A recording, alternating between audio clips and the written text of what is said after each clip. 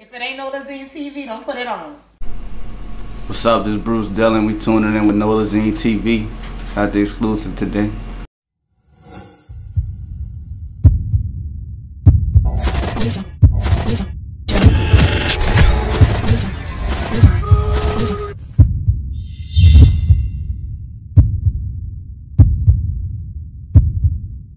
Okay, so I'm like, tell everybody where you from. I'm from New Orleans. Well, actually, I'm from metropolitan area in New Orleans. I'm actually from Laplace, Louisiana. That's St. John Parish. You know what I'm saying? But I went to school in New Orleans and fuck with everybody in New Orleans, but I ain't technically from the city. Oh, so that's the metropolitan area? That's what they call it. Oh, I didn't know that. I sit there and think about that too. I thought that was... They call it the metropolitan area. They call it like the New Orleans metro area, you know what I'm saying? Metro New Orleans. That's why people from the Place might say, oh, I'm from New Orleans. People from Kenner might say, oh, I'm from New Orleans, you know what I'm saying? And like the West Bank is the on the grid of New Orleans. I don't know nothing about that. No, I remember hearing that. That's what I'm just trying to make sure. I fuck with people on the West Bank, but I don't really know too much about the West Bank like that. Oh, so Laplace Reserve and all that. Like metro. What we call the parish, the river parishes, you know what I'm saying? Laplace Reserve, Destrehan, all that shit. So like growing up in the parish, tell everybody how it was. I'm like for you growing up. I mean, ironically enough, like I said, I'm from the parish, but everybody I knew was from the city. I went to the school in the city all my life, you know what I'm saying? I went to St. John of Vault. I went to St. Aug, you know what I'm saying? I did some time at Tulane. So it's like everything I ever did was in the city. And so you're not really from the parish. I just if you jumped off the porch in New Orleans, yeah, but you was born. That's where I went home every night. I went home every night to the Place, you know what I'm saying? But you was outside in New Orleans. But I was outside New Orleans. And so you just like Metro New Orleans first. I just what it is, you know what I'm saying? Like my people from the 7th Ward, my people from the 5th Ward. That's what my family is, you know what I'm saying? But I slept in Laplace, so I always got to make sure I throw that out there, you know what I'm saying? You had to leave the hood to go back home like at night. Like I ain't staying back there. Yeah, it's a crazy thing, you know what I'm saying? Like I understand. That. So growing up, who influenced you to actually get on like music? I just always liked music, you know what I'm saying? I can remember back when I see people rapping like Nas and Jay-Z, Biggie, Method Man. I used to see this shit, you know what I'm saying? Don't talk about when Dipset came out, you know what I'm saying? I had completely was like, oh, this is my calling. This is what I want to do. I want to rap. I want to emulate them. And when I first started with it, you know, I toyed around with it a little bit. It was more so, oh, I know how to rhyme words. And now I didn't got to the point where it's like, I could rap for real. You know what I'm saying? The substance with the flow and all of that stuff makes a difference. So I just feel like my inspiration was from what really went on in my life and just making it come to life through music. So how did you actually come up on with your rap name? My rap name, my real name. You know what I'm saying? But guess what? You know you gotta ask that because you know they got a lot of rappers use other people's names. I used to, you know what I'm saying? Like when I first started rapping, I was we dealt with Trifecta, Straight Street. That was Pascal and Jonathan, 5 Star, what he called himself. My dog Sanchez. You know what I'm saying? We started doing that. Then I linked up with some of my partners that's not really from the parish, but like from Kenner, that I grew up with playing ball with in the playground. Like I said, I'm kind of like a mutt. I was kind of from all over the place, you know what I'm saying? So, and I got into the music and they was like, oh man, you got swag on the track. I'm 18 years old, so they was like, you know, we gonna call you Swagger. So it was SWAGGA.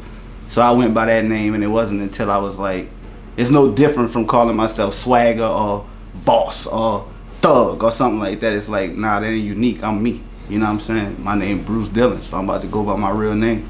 When you hear my music, when you hear me talk, when you see my aura, you know Bruce. You get a little insight on who I am. Okay, gotcha.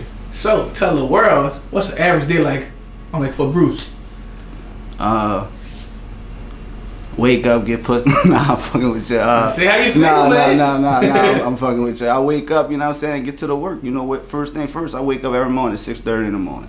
Get to the work every day. I got my own stream of income, so I'm funding myself. So at the same time, while I'm funneling through this music, I got day-to-day responsibilities that I got to juggle too. So it's kind of like I'm in a blessed position in my life from using my brains to be able to say, okay, I need to create an income in order to do this music. So day-to-day, Monday through Friday, I'm up 6:30 in the morning. I don't stop till 6:30 at night. Then, you know, you got to do the family thing. I got kids and shit. So it's like, I do that. Then it's after 8 o'clock, it's music every day, every weekend. That's what we doing. Okay. And so speaking on having one, income and also being a music artist, I want you to tell rappers, how important it is because, you know, because there's so many rappers don't have no source of income and they're looking for one. I'm like rap daddy. Well, it go back to what I was saying, and I'm not knocking no rapper. I'm not knocking nobody for what they do at all. But it go back to what I was saying initially. Like, if you give yourself this name and dub yourself whatever you might want to call yourself, then you embody that, you know. So it's like you might get lost. You might wake up one day and you done took the wrong drug or something, and you got lost into a fantasy world. You know, you don't understand the grind and what it's got to do. And then, you know, you got a lot of people that watch stuff on TV, like, you know, they don't understand, yeah, Scarface was this big rich dude and he had drugs and was killing people. Nah, you don't realize the message behind that, you know what I'm saying? Like, somebody that wanted to get away so bad to get into America that he jugged somebody up just to get a green card. Then when he got his green card, he came down and he started on the corner. He did everything he had to do to get to the top. So sometimes people don't understand the grind, the message behind it. They just think, I rap, I'm a rapper. I'm a platinum selling artist, but really, I ain't got a car. You know what I'm saying? And it's like the two don't add up. You gotta really be living what you talking, talking what you living. You know what I'm saying? So, like, also being one, like, father, like, does that often, make you think about, words you actually, put, into one song? Yeah, I mean, like I said, I go by my real name. So what I'm talking about come from a real place. It's not fictitious. This is not made up. You know what I'm saying? Like, I didn't have to get rapping to buy a Rolex. I didn't have to get rapping to build myself a house. I didn't have to rap to do all of that. So everything that I'm talking about and kind of giving game is like, my kids know who I am. They know who their dad is. So the stuff I talk to them about is like, okay, you know, I get a little more graphic in my music because it's a way for me to vent. But at the same time, it's not fictitious. It's who I am. So, you know, when they get older and grow up, they gonna understand what I did, the mistakes I made, the message I'm saying. And they can ride and listen to it. And they can ride and listen to it at the same time, you know what I'm saying? Gotcha. So, do you have any brand new, music / projects coming up? Yeah, I got something we've been working on. It's called Lakeshore Drive Vibes. You know what I'm saying? It's like, the reason I came up with that name for it is like, if you could imagine yourself and you chilling and you just reflecting on who you are, or reflecting on something you want to get a vibe, you know, and you riding in your vehicle and you got your top dropped, if that's what it is. If you in your car, you got your air turned up and you just smoked, or you just won't be in thought and you just hear good pure music, you know, the right type of beats, and give you that vibe, you know what I'm saying? But it's almost like it make you feel like, damn, I want to get up and go hit the lake. Damn, I want to go ride to this, and it's a Sunday. It feel good outside. I want to hear some music that's just some real shit, you know what I'm saying? That's why I came up with the name. Gotcha. So do you have any features on that project? Yeah, I got some features on it. My dog Daniel Hartless, like I said, I fuck with people from the West Bank, so I got my dog Daniel Hartless on it. I got a little singer, up and coming singer named Six, that she's on it, and that's pretty much it. Everything else is like, I don't want nobody to fuck up my project, you know what I'm saying? You know, it just that's the way to put it. Is, you know? That's the way to put it. It's like, if I fuck with you, I fuck with you, so don't take offense to it. But the rest of that shit, man, you know, like I said, power to everybody that rap, but it ain't for everybody. Speaking on people fucking up projects or anything like that, have you ever experienced that? Like, you know, ever having one session? Hold on. So speaking on rappers and music artists fucking up projects, have you ever experienced that? Have you ever dealt with, you know, ever having one studio session and a person was just saying stuff like, this ain't gonna work? Yeah, but I pretty much ain't gonna say it. They ain't gotta say their name. Like, I'm not saying their names.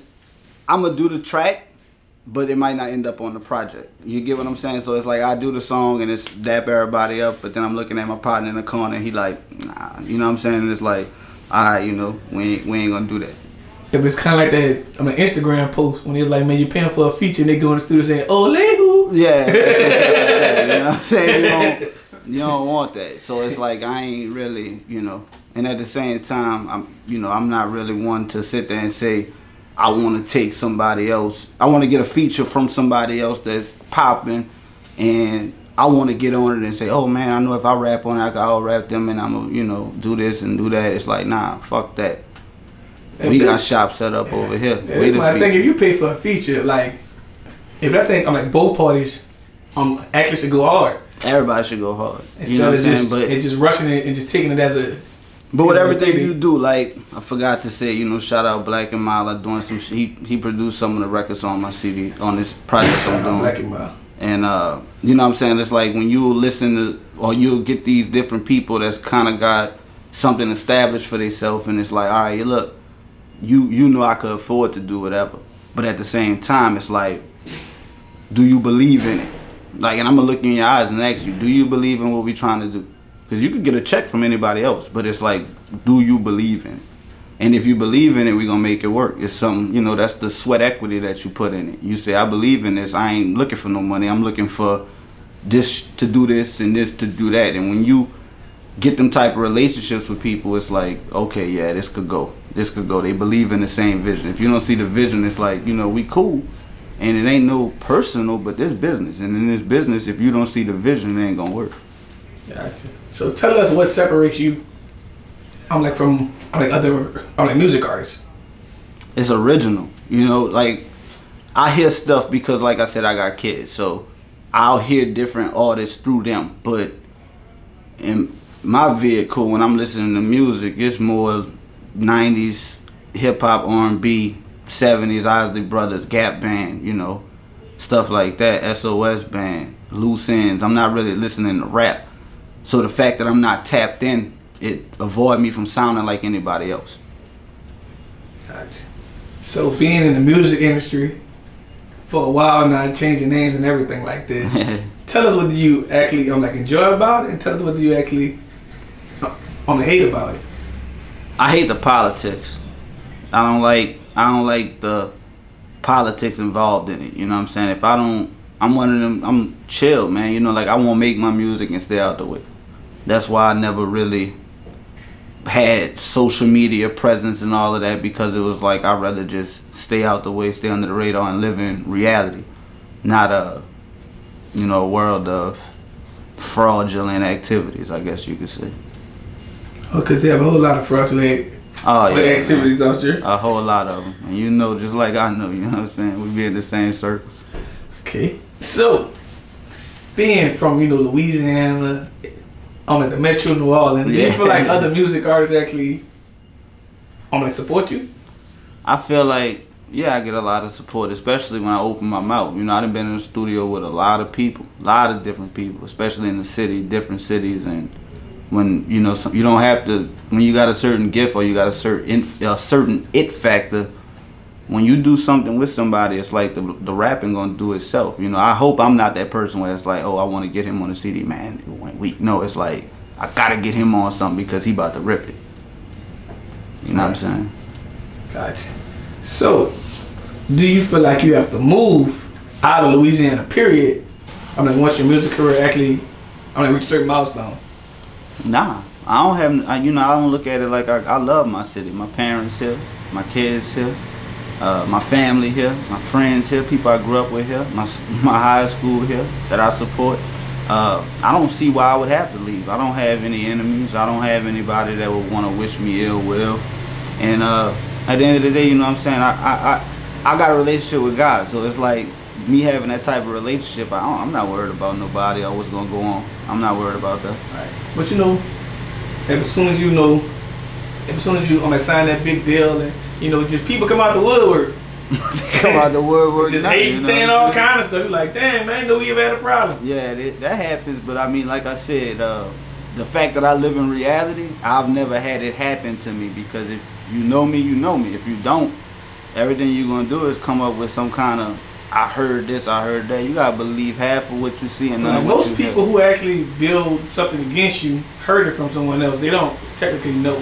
Yeah, but that's why I say you gotta believe half what you see, none of what you hear, because you gotta look at that source. You know what I'm saying? You look at the source and see where it's coming from. It's like, is that true? What's the integrity of that person? What could have really happened What's the side of that story? That's why you ain't gonna see me talking bad about nobody or gossiping about nobody. Cause you don't know, you know what I'm saying? You don't know who. Right. Oh, who can't do? We in New Orleans. It's small. Gotcha. So, for us, New Orleans go as well. Do you feel like DJs, promoters, blogs, etc., do you feel like they could do a better job in like brick and artist music?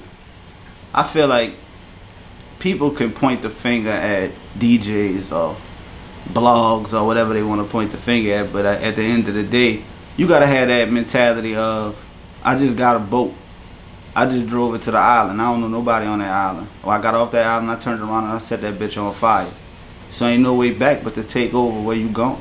So at the same time, you can't point the finger at a DJ or other artists or a blog or any of that to dictate or determine your future. You know, you got to just burn the boat down. So I'm not looking for nobody to break me. I'm looking to have a relationship that I have and let the music speak for itself. Let the people decide. Gotcha. I have another question for New Orleans though. Like, do you feel like, you know, as a music artist, you have to, cater, sometimes, to the, New Orleans, culture for its bounce, for that old sound, etc., etc.? I mean, it's always fun to experiment with different sounds, especially being from the Creole cockpit. You know, you got jazz started here, you had swing, you had all kind of stuff that started and originated from here. Biggest artists in the industry tapped in.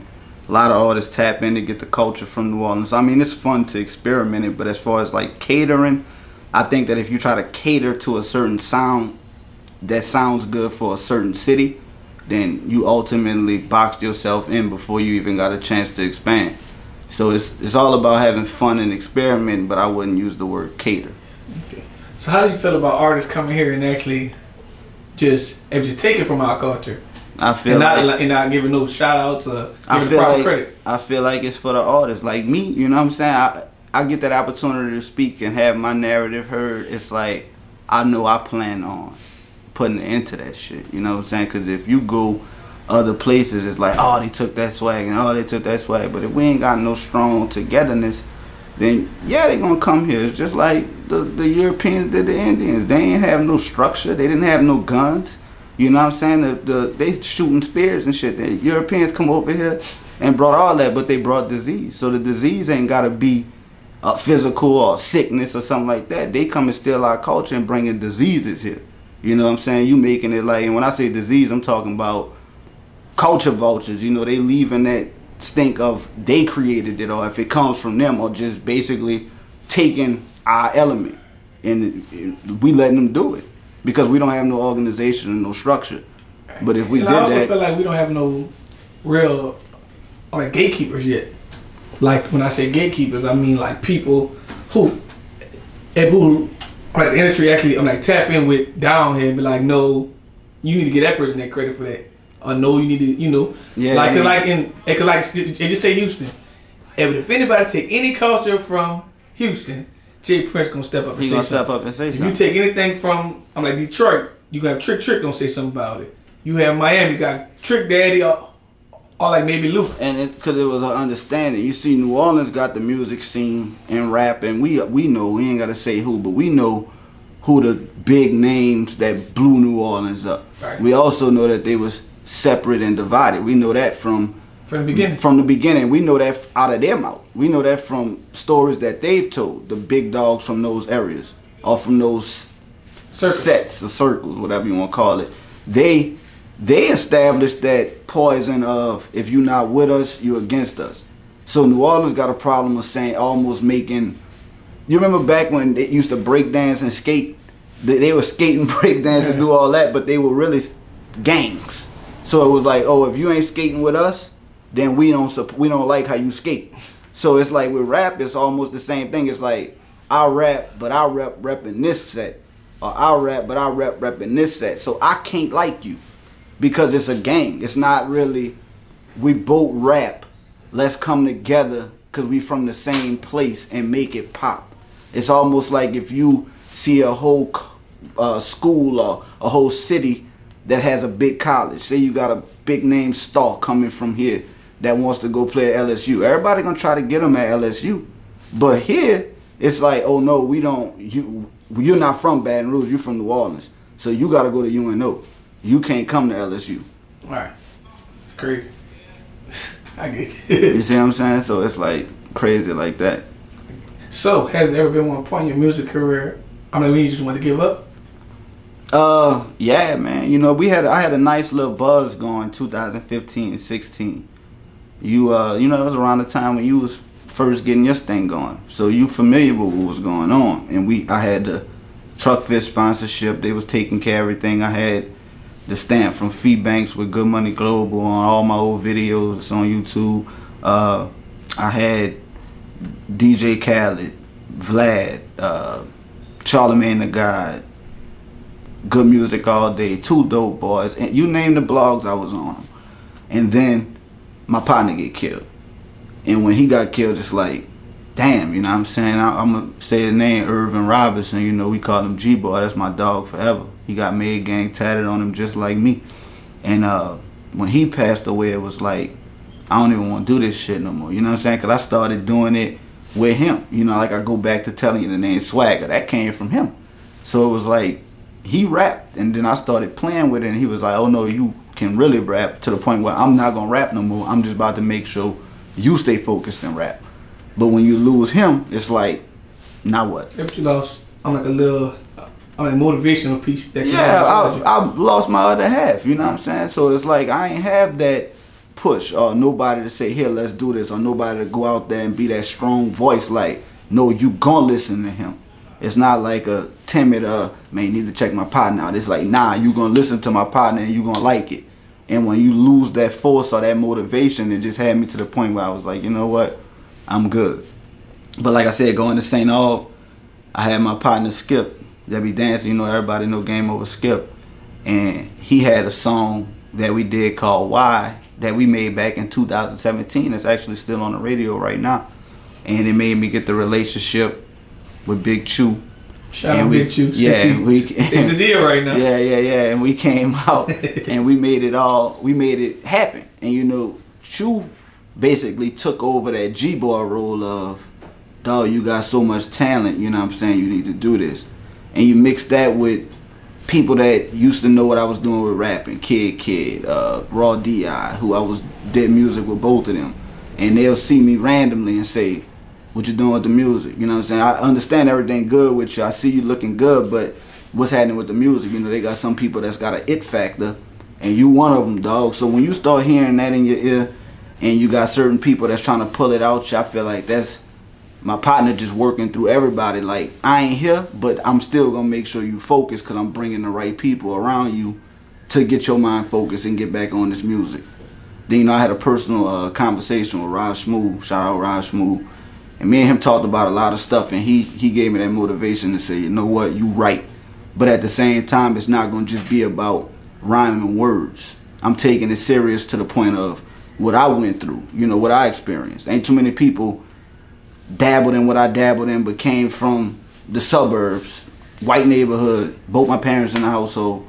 Parents went to private school, had some things that made me, that drastically turned my life. You know, I had a kid at 17, so it was different things I had to do to adapt, to feel like you've been going raw.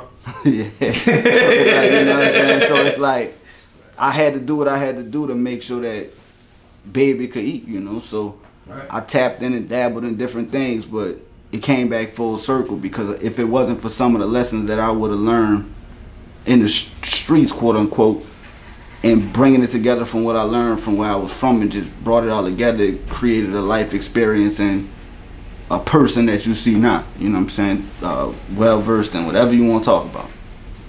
Gotcha. So tell us, what's next for you? Do you plan on starting your own label? Ever having big features? You know, dropping merch, etc., etc.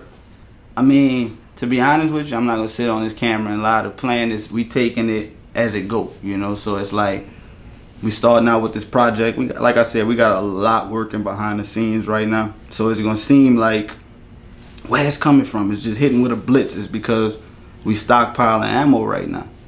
So when it do drop, it's just, it ain't gonna stop, you know what I'm saying? It's just gonna keep flooding, the floodgates gonna open up, and like I said, if history show anything, we know what's gonna happen and we know how fast it's gonna happen. Okay, and also last but not least, tell everybody, what can they find you on social media and just other music platforms? Real Bruce Dillon Instagram. That's the Real Bruce Dillon. YouTube, Bruce Dillon YouTube channel. Check me out right there, you know what I'm saying? Other than that, you see me out, just holler. But all right, we done. All right.